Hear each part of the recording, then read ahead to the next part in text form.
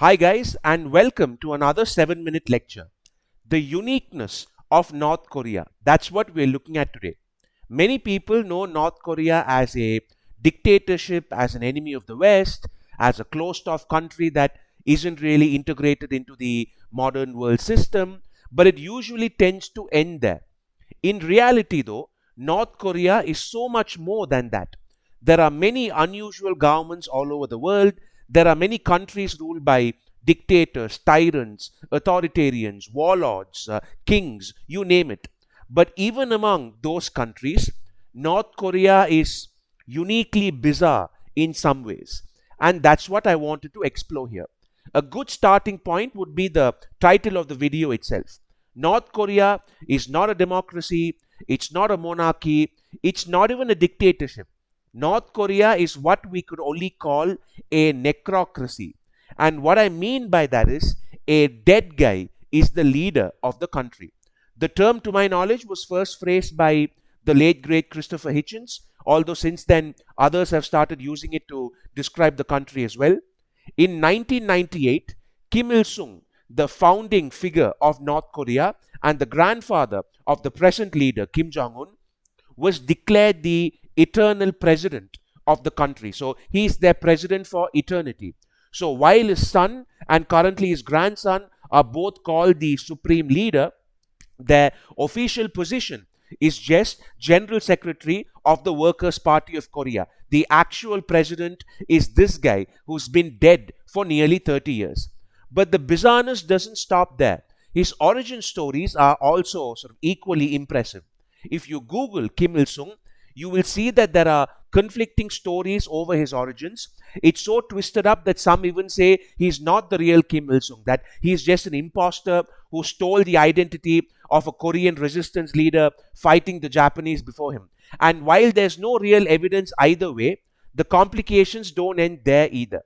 There are official records for who he is, who his parents are, his siblings are, blah blah blah.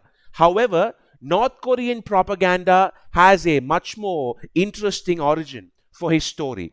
That is not just a mere military general and leader, that he is the son of the sun, as in he is the SON of the SUN. So he's not a human being like you and I.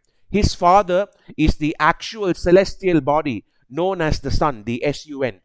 He himself acknowledged later on that he adopted the name Kim Il-sung, which literally means Kim becomes the sun, and he did it later on in life, but it's done little to change propaganda.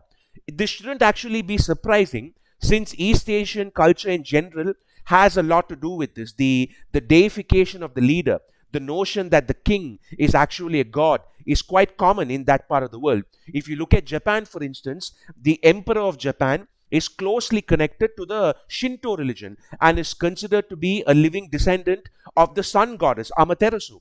But this was always ceremonial and religious in nature. It was never an official part of state propaganda the way it is in North Korea. Let me give you an example to illustrate just how deeply this obsession with claiming him to be the son of the sun goes. Kim Il-sung's birthday to this day is celebrated in the country as the Day of the Sun. His memorial near the capital city of Pyongyang is known as the Palace of the Sun. They take what is meant to be a metaphorical comparison into a real one. In addition to the necrocratic nature of North Korean society and the divine nature of its founding father, North Korea is also rather unique in the way it expects citizens to fawn over the ruling family. And here, once again, we could say, so what? There are many dictators all over the world. There are many ruling families all over the world. Is the Kim dynasty any different from Saddam Hussein and his sons in Iraq? Any different from the Duvalier family in Haiti? Any different from Aptidon and Guela in Djibouti? Yes, very different.